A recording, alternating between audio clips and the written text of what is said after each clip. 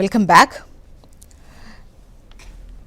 మహాత్మా గాంధీ జాతీయ ఉపాధి పథకం, ఈ ఉపాధి హామీ పథకం జీరాంజీ బిల్లుగా మారినటువంటి విషయం మనకు తెలిసిందే. ఈ చట్టం ప్రకారం ముఖ్యంగా 100 రోజులు ఉన్నటువంటి పని దినాలు 120 రోజులకు పెంచారు. అండ్ దాంతోపాటు కేంద్ర రాష్ట్ర ప్రభుత్వాలకు సంబంధించి ఏదైతే ఈ పేమెంట్ విషయం ఉందో దానిపై 60:40 60:40 అన్నటువంటి లెక్కతో ముందుకొచ్చారు. గతంలో కేంద్రమే పూర్తిగా భరించినటువంటి సిచ్యువేషన్లో ఈ 40% భరించడం రాష్ట్రాలకు ఇబ్బందికరంగా ఉండేటువంటి అవకాశం ఉంటుంది, భారం పడుతుంది, ఆర్థిక భారం అని చెప్పేసి పలు రాష్ట్రాలు ఆవేదన వ్యక్తం చేస్తూ, ఈవెన్ కాంగ్రెస్ కూడా దీనిపై పెద్ద ఎత్తున మాట్లాడుతూ అసలు ఉపాధి హామీ పథకాన్ని పూర్తిగా రద్దు చేసేటువంటి కుట్రే ఇది అని చెప్పేసి మాట్లాడుతున్నటువంటి క్రమంలో డిస్కస్ చేద్దాం. గెస్ట్ కూడా సిద్ధంగా ఉన్నారు. బీజేపీ సీనియర్ నాయకులు తాడూరి శ్రీనివాస్ గారు, నమస్తే అండి, welcome to the debate. Srinivas గారు. అండ్ అటు బీఆర్ఎస్ సీనియర్ నాయకులు కర్నె అరవింద్ గారు. అరవింద్ గారు నమస్తే అండి, వెల్కమ్ టు ద డిబేట్. మరి కాసేపట్లో అటు కాంగ్రెస్ అధికార ప్రతినిధి కూడా జాయిన్ అవుతారు. శ్రీనివాస్ సార్, మీరు వింటున్నారు అంటే ఈ బిల్లు, ఈ చట్టం వచ్చినప్పటి నుంచి కూడా, ఆమోదం తెలుపబడ్డప్పటి నుంచి కూడా ఎటువంటి విమర్శలను ఫేస్ చేస్తుందో, ముఖ్యంగా కాంగ్రెస్ పరంగా ఒకటి మొదటగా పేరు మార్పు అన్నదానిపై ఉంటే, ఆ తర్వాత చట్టంలో చేర్చినటువంటి ఈ నిబంధనలు, రూల్స్, వీటి పట్ల అంటే అక్కడ పని దినాలు పెరగడం హర్షం వ్యక్తం చేస్తున్నా కూడా ఒకవైపు 60% కేంద్ర ప్రభుత్వం ఇస్తుంది, 40% రాష్ట్ర ప్రభుత్వం ఇవ్వంటే రాష్ట్ర ప్రభుత్వాలపై అది భారం పడ్డమే కదా. ఆ లెక్కను చూస్తే మీరు 75 రోజులకే కేంద్ర ప్రభుత్వం నుంచి వచ్చినట్టు, తగ్గినట్టు. మేము 125 days కి పెంచాము. సుమారు ఒక 25-30 రోజులు రాష్ట్ర ప్రభుత్వానికి పడుతుంది. మనది భారతదేశ ప్రభుత్వం ఫెడరల్ స్టేట్ అండి. రాష్ట్రాలు బాధ్యతారహితంగా ఉండి కేంద్ర ప్రభుత్వమే చేయాలి, లేదు కేంద్ర ప్రభుత్వమే బాధ్యతారహితంగా ఉండి రాష్ట్ర ప్రభుత్వమే చేయాలి, ఆ రకంగా ఉండదు. దీంట్లో ముఖ్య ఉద్దేశం ఏంటంటే పని దినాల పెంపు 125 రోజులకు పెంచాల్సినటువంటి అవసరం ఉంది. సస్టైనబుల్ డెవలప్మెంట్ కావాలి. అందులో గ్రామీణ వాతావరణంలో ఇన్ఫ్రాస్ట్రక్చర్ డెవలప్మెంట్ అనేక కార్యక్రమాలు పెండింగ్ లో ఉన్నాయి. వాటిని డిజైన్ చేయాలంటే ఢిల్లీలో ఉన్నటువంటి అధికారులు కాదు, రాష్ట్ర ప్రభుత్వంలో ఉన్న అధికారులు ఆ గ్రామానికి ఏమి అవసరం ఉంటుంది, ఆ రాష్ట్రంలో ఏ రకమైన అవసరాలు ఉంటాయి అనేది రాష్ట్ర ప్రభుత్వం కూడా ఇన్వాల్వ్ అవుతే ఎఫెక్టివ్ గా ఈ ప్రోగ్రామ్ ను ముందుకు తీసుకెళ్ళేటటువంటి ప్రయత్నం చేయొచ్చు. మేము పని దినాలు తగ్గించి దాంట్లోనే 100 రోజులలోనే రాష్ట్ర ప్రభుత్వాన్ని అనట్లేదు. రెండవది ఏంటంటే ఈ వ్యవసాయ రంగానికి కూలీలు దొరకట్లేదండి. రైతులు చాలా ఇబ్బంది పడతా ఉన్నారు. ఎందుకంటే ఆ టైంలోనే ఉపాధి హామీ పథకం ఉన్నప్పుడు ఉపాధి హామీ పథకానికి పోవడానికి గ్రామ ప్రజలు ఇంట్రెస్ట్ చూపిస్తారు. అందుకని వ్యవసాయం ఎప్పుడైతే నాట్లు ఇటువంటివి ఉంటాయో, మనకు కొంత సీజన్ ఉంటుంది. ఇది వ్యవసాయ రంగంలో, అగ్రికల్చర్ లో కొన్ని రొటీన్ గా మనకి ఏది ఖరీఫ్ అని లేకపోతే ఇదని ఉంటుంది కదా, ఆ సీజన్ లో ఈ పనిని ఉపాధి హామీ పథకాన్ని లేకుండా చూసామన్నట్టు. అంటే ఆ డేట్స్ గానీ, ఆ క్యాలెండర్ గానీ, అప్పుడు ఏమవుతుందంటే మనకు బీహార్ నుండి, ఉత్తరప్రదేశ్ నుండి లేబర్లను తెచ్చుకొని వాళ్ళకి అకామిడేషన్ ఇచ్చి అడ్వాన్స్ పేమెంట్లు ఇచ్చి కొంతమంది ఒక గ్రూప్ వస్తామని చెప్పి రాకపోవడం, ఇదంతా కూడా జరుగుతూ ఉంది. సో ఇటువంటి లేకుండా ఉండాలంటే మనం ఆ రోజులలో వీరికి హాలిడే ప్రకటిస్తే బాగుంటుంది అని చూడండి. శాస్త్రీయబద్ధంగా మనం ఆలోచించి అనేక సార్, ఇక్కడ అంటే వ్యవసాయ పనులు పీక్స్ లో ఉన్నప్పుడు ఉపాధి హామీ పనులు లేకపోవడం పట్ల పెద్ద విమర్శలు ఏం రావట్లేదు. కాకపోతే 60-40% సంబంధించి ఇప్పుడు 125 రోజులు పెంచినా కూడా గతంలో పూర్తిగా కేంద్రం నుంచి అందేది. సో ఇప్పుడు 40% రాష్ట్ర ప్రభుత్వం ఇస్తుందంటే కేంద్రం 75 రోజుల పని దినాలకే లెక్క కడుతోంది. అంటే మీరు ఇచ్చేటువంటి అమౌంట్ తగ్గించారు మీరు అనేది ఇక్కడ క్వశ్చన్. సో ఇది అనుకోకుండా పడ్డటువంటిది. సో భారం పడేటువంటి అవకాశం ఉంటుంది రాష్ట్ర ప్రభుత్వాలపై అనేది క్వశ్చన్.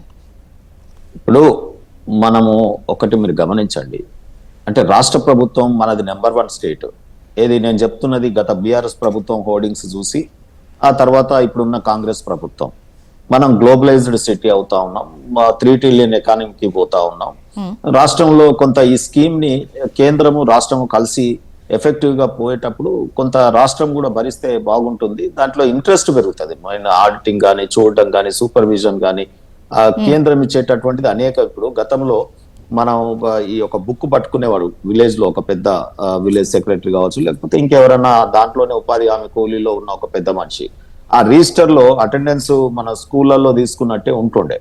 అది పెన్సిల్ తో తీసుకోవడం, వాటిని చెడిపేయడం, తర్వాత రాకపోయినా వచ్చిండని రాసుకోవడం, అక్కడ తవ్వడం కూడా ఏమో అవసరం లేని దగ్గర ఇవాళ ఉపాధి హామీ పథకం చేయాలి, మనం బడ్జెట్ బిల్లు తీసుకోవాలి అనుకున్నప్పుడు ఏదో ఏదో ఒకటి తవ్వడమో చేయడమో లేకపోతే వేయకపోయినా పాతదే చూపించడము, ఇటువంటి అనేకమైనటువంటి అవినీతి కార్యక్రమాలు జరుగుతూ ఉన్నాయి.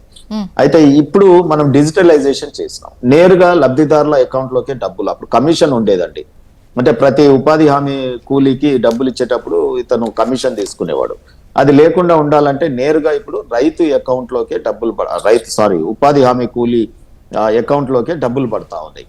సో ఇటువంటి ఇప్పుడు నేను చెప్పుకుంటూ పోతే ఈ రకంగా వాటిని స్ట్రీమ్ లైన్ చేస్తామే తప్ప ఎక్కడ కూడా మనం ఓన్లీ రాష్ట్రం మీద ఎత్తేయలేదు, లేకపోతే రాష్ట్రం అంటే శ్రీనివాస్ సార్, ఇక్కడ తెలంగాణలో అంటున్నారు, కాంగ్రెస్ వాళ్ళే అంటున్నారని కాదు, ఈవెన్ కూటమిలో ఉన్నటువంటి ఇప్పుడు నిన్న అమిత్ షా గారిని సీఎం చంద్రబాబు నాయుడు గారు వెళ్ళి కలిసినప్పుడు ఈ రిక్వెస్ట్ కూడా పెట్టారు, జీరాంజీతో ఆ రాష్ట్రంపై కాస్త అదనపు భారం పడుతోంది, ఇది కాస్త చూడండి అనేది. అంటే ఇప్పుడు బీజేపీ పాలిత లేదా బీజేపీతో కలిసి ముందుకెళ్లిన మిత్రపక్షాలు ఉంటాయి, కాకపోతే వాళ్లకు ఉన్నటువంటి ఇబ్బందిని వాళ్ళు సాఫ్ట్వేర్లో చెప్తారు.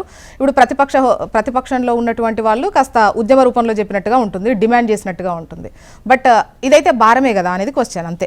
నేను ఒకటి మీకు చెప్తాను. ఇక్కడ కేంద్ర కార్యక్రమం ఉపాధి హామీ పథకం డిజైన్ చేసింది, ఓకే, మనం ఏం దాన్ని రద్దు చేయట్లేదు, మోడిఫై చేసినాం.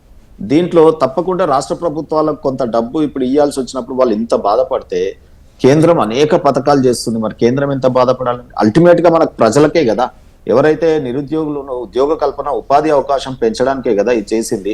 అది చేస్తున్నప్పుడు ప్రజలలో విప్లవం రావాలి. ఏదన్నా ప్రభుత్వం ఇప్పుడు కేంద్ర ప్రభుత్వం తీసుకున్న చర్యలలో ఎక్కడ కూడా ఉపాధి హామీ కూలీ వాళ్ళు ఎవరు కూడా ఇటువంటి ఉద్యమాల వైపు, అడగడం వైపు, నిరసన వైపు పోలేదు.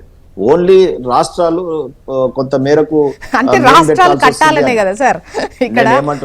నేనేమంటున్నా కందే మిలాకే చెల్లిన భారతదేశంలో రాష్ట్రము కేంద్రము కలిసి వెళితే ఎఫెక్టివ్ గా ప్రజలకు డెలివర్ చేయగలుగుతాం అనేది. ఇప్పుడు ఇన్ఫ్రాస్ట్రక్చర్ డెవలప్మెంట్ చేయాలి కదా, వీళ్ళకు ఉన్న బాధ నేను ఒకటి చెప్పాలా, ఇవన్నీ కాదండి. అది ఏంటంటే అబ్రివేషన్ ఉందో, మేము ఏదైతే స్కీమ్ తీసుకొచ్చామో దాన్ని వీళ్ళు ఒక్కొక్క లెటర్ తీసుకొని పెట్టుకుంటే ఏమైందంటే జీరామ్జీ అని వస్తుంది, ఇంత ముందు మంగ్రేగా ఉన్నది. అదొక్కటే వీళ్ళ అభ్యంతరం తప్ప రామ్ అనే పేరు వింటే అటు రాహుల్ గాంధీకి కావచ్చు, కాంగ్రెస్ కావచ్చు, అనేక మందికి ఈ దేశంలో ఉలిక్కి పడతా ఉన్నారు. పేరు పట్ల మాత్రమే వాళ్ళ ఇబ్బంది, కానీ ఈ పథకానికి సంబంధించి, ఈ సవరణకు సంబంధించి ఎటువంటి ఇబ్బంది కాదు. ఆ పేరు కూడా అనేది వాళ్ళ టార్గెట్, అంతేగా మీరు అనేది.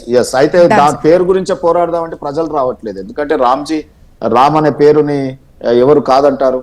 సో కాబట్టి ఇక్కడ వీళ్ళు కొంత మేరకు ఎట్లా చేయాలి దీంట్లో అనేది నిరసన. ఓకే, కాంగ్రెస్ సీనియర్ నాయకులు డాక్టర్ లింగం యాదవ్ గారు కూడా జాయిన్ అయ్యారు. నమస్తే అండి లింగం యాదవ్ గారు, వెల్కమ్ టు ద డిబేట్.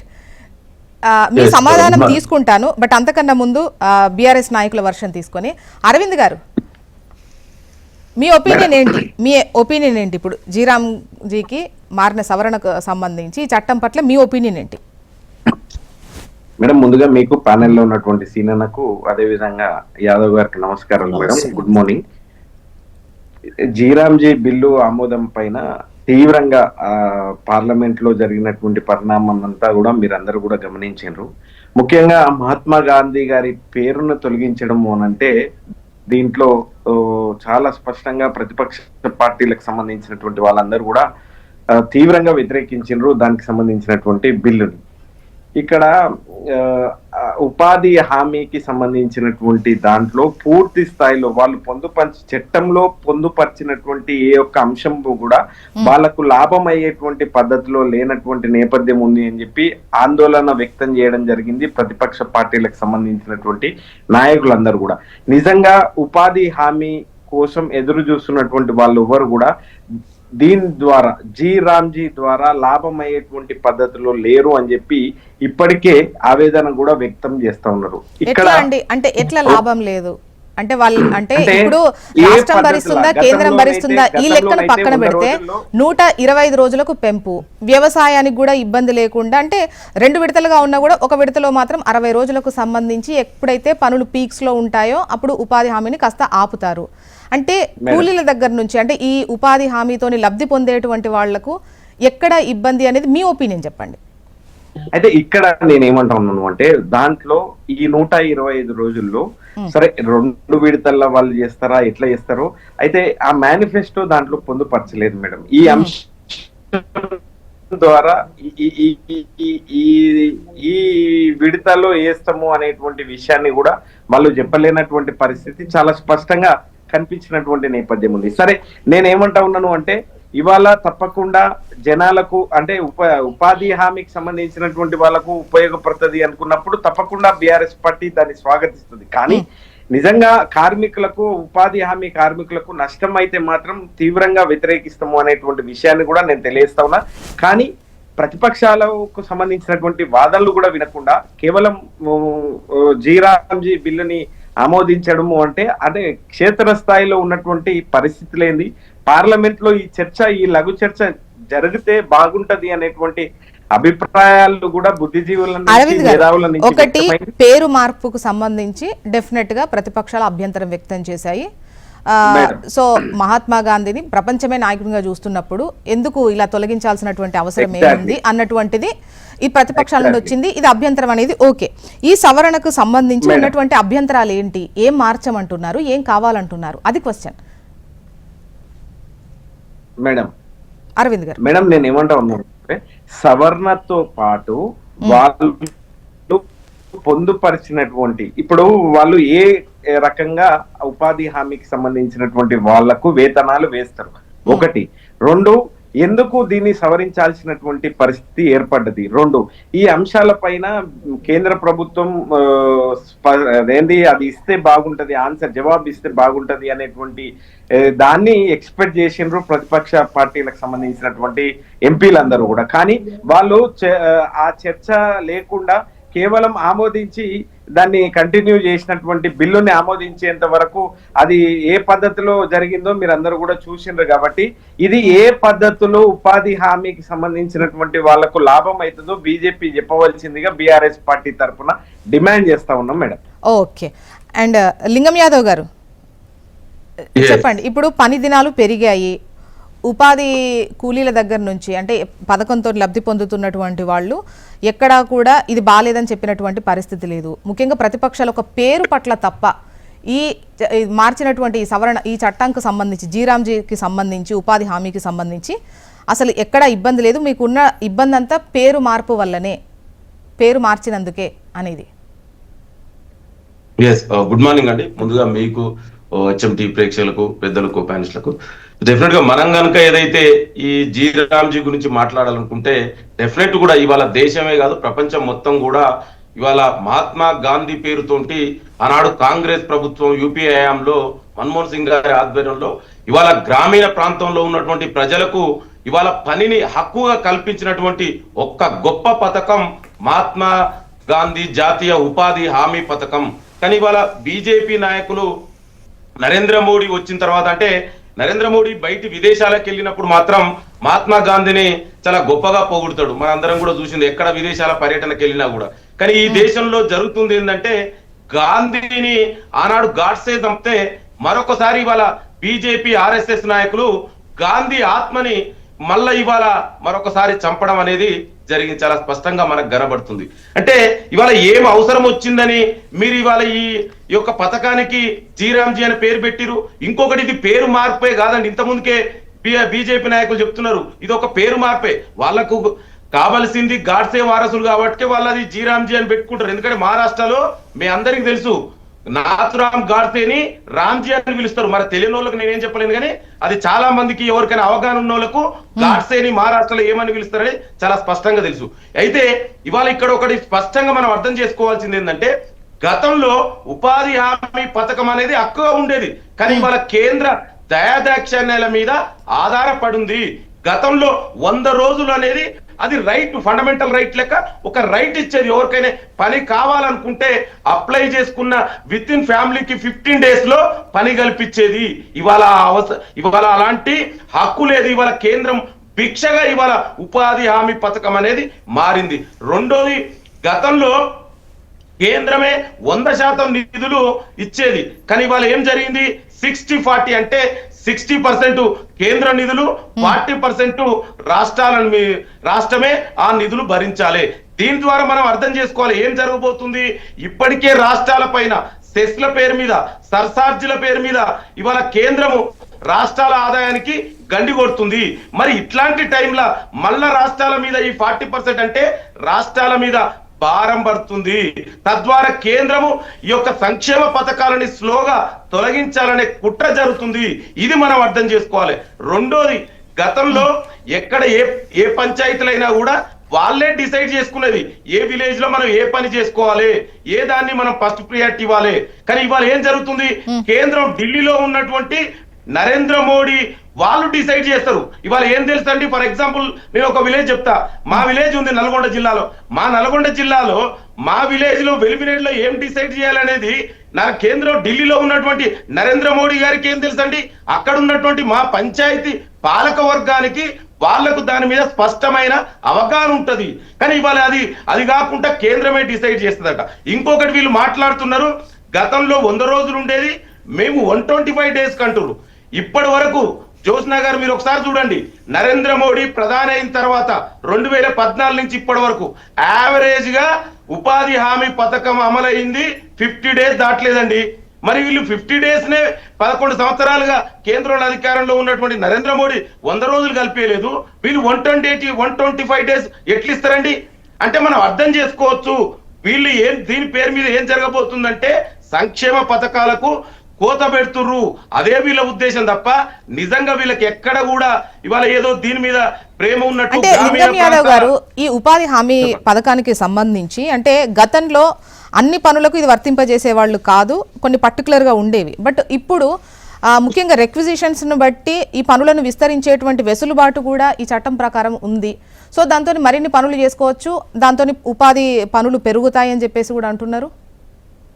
అండి అసలు ఉన్న పనులకే నేను అదే చెప్తున్నాండి, వీళ్ళు ఉన్నదానికే ఇవ్వట్లేదు, మళ్ళీ కొత్తగా ఎక్కడ ఇస్తారండి?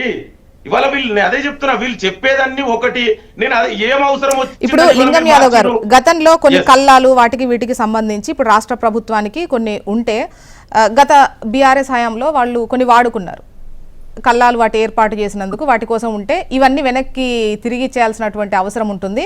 ఇది ఉపాధి హామీకి సంబంధించినవి, ఇవి ఈ పనుల కోసం కేటాయించినవి కాదు అని.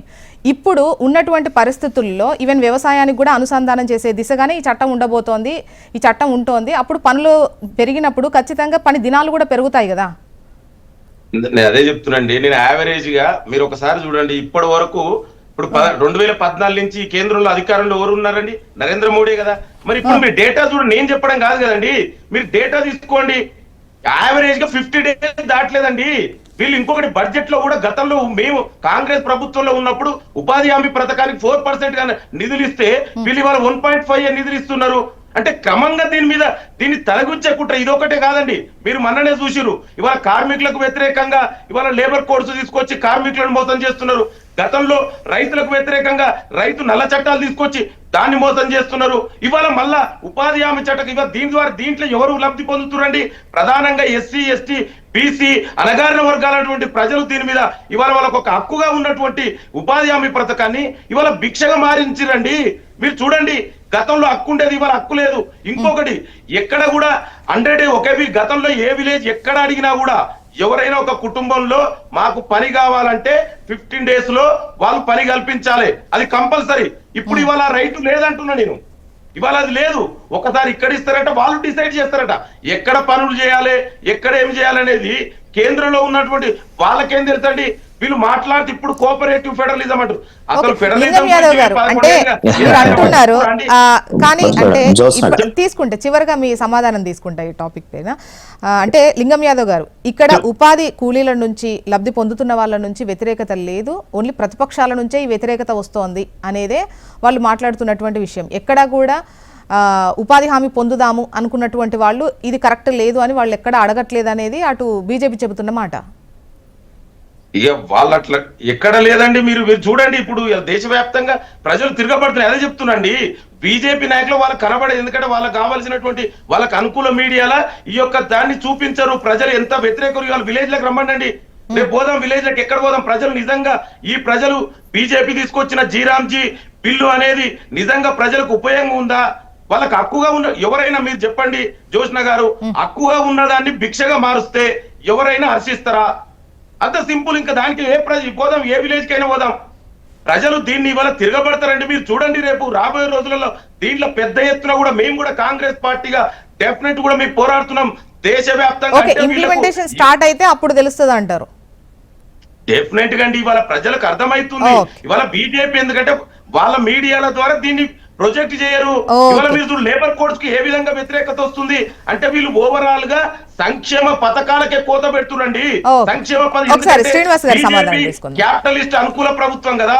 శ్రీనివాస్ గారు ఇప్పుడు చెప్పండి. కూడా దోషి పెట్టాలనే వాళ్ళు దాంట్లో ఉన్నటువంటి చిత్తశుద్ధి ప్రజల మీద లేదు. మీరు నిజంగా ఎందుకు హక్కుగా ఉన్నదని భిక్షగా మార్చి సమాధానం చెప్పండి. ఇప్పుడు నేను ఏమంటున్నానంటే చదువుకున్న లింగం యాదవ్ లాంటి వారు అంటే కొంత మేధస్సుతో ఆలోచించేటటువంటి కాంగ్రెస్ పార్టీ లీడర్ లింగం గారు మాట్లాడుతూ సెంట్రల్ గవర్నమెంట్ ని తన శత్రువుగా చూస్తా ఉన్నారు.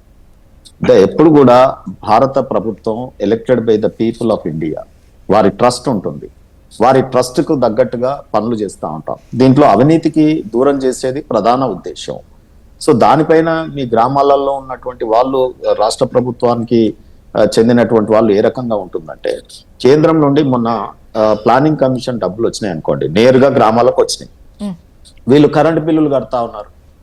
ఇది సమంజసమా? ద పర్పస్ ఏంటి? సో కరెంటు బిల్లులు ఎవరు కట్టాలి? రాష్ట్ర ప్రభుత్వం కట్టాలి. కేంద్ర ప్రభుత్వాన్ని నిధుల్ని ఏదో నీళ్ళని మళ్లించినట్టుగా ఎక్కడ పడితే అక్కడ లిఫ్ట్ ఇరిగేషన్ లాగా తీసుకుపోయి అవినీతికి చోటు కల్పించడం అనేది వీరి ఉద్దేశం. ఇప్పుడు ఏమవుతుంది? రాష్ట్ర ప్రభుత్వాలకు కూడా బాధ్యత ఏర్పడుతుంది. ఇక్కడ ప్రభుత్వమే, ప్రజలు ఎన్నుకున్న ప్రభుత్వం, అక్కడ ప్రభుత్వమే, రెండు ప్రభుత్వాలు కలిసి స్కీమ్ ని ఇంకా ఎఫెక్టివ్ గా ఎట్లా డిజైన్ చేయాలో ఆలోచనలు ఒక్క ఆలోచన ఇచ్చారా? ఈ స్కీమ్ ఇంకా ఇలా ఉంటే బాగుంటుందని చెప్పారా? ఓన్లీ లేబుల్ మీద గాంధీ లేబుల్ పెట్టుకుని ఎన్ని రోజులు అండి వీళ్ళు పబ్బం గడిపేది? ఇప్పుడు పేరుతో ఏముంది? ఆయనే గాంధీజీయే హే రామ్ అన్నాడు కదా. సో ఆయన అటువంటి ఆయనని మాట్లాడి ఇప్పుడు నాదురామ్ అంటే నాదురామ్ లో రామ్ ఉంది, మేము ఏం చేయాలి? దాన్ని మనం ఏమన్నా వాళ్ళ తల్లిదండ్రులు పెట్టిన పేరు ఎప్పుడో. సో ఇప్పుడు వచ్చేటువంటి ప్రాజెక్టు ఇప్పుడు రామ్ అన్నటువంటి మాటకు సంబంధించి పదానికి సంబంధించి ఎవరు ఆక్షేపించారు? డెఫినెట్ గా అది ఓకే. కాకపోతే మహాత్మా అన్నటువంటి తీసేసి పెట్టాల్సినటువంటి అవసరం లేదు. ఎన్నో పథకాలు ఉన్నాయి, లేకపోతే ఇంక్లూడ్ చేసి కూడా పెట్టచ్చు. పూర్తిగా తొలగించడం ఏంటి అనేది కూడా వాళ్ళ క్వశ్చన్. మేడం ఇప్పుడు గవర్నమెంట్ విధానాలు స్టాటిక్ ఉండదు.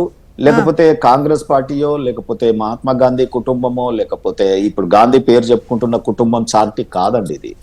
ఇది సోనియా గాంధీదో, రాజీవ్ గాంధీదో, ఇందిరా గాంధీదో, లేకపోతే రాహుల్ గాంధీదో, ప్రియాంక గాంధీదో, ఇది కాదు కదా. గాంధీ పేరు చెప్పుకొని చెట్టు పేరు చెప్పి కాయలు అమ్ముకునే వాళ్ళు చెప్తుంది అదే. గాంధీ అంటే మా ఒక్క కుటుంబానికి సంబంధించి కాదు కదా, ఎందుకు అడుగుతున్నారు? ఏమిని కొత్తగా డిజైన్ చేసాం.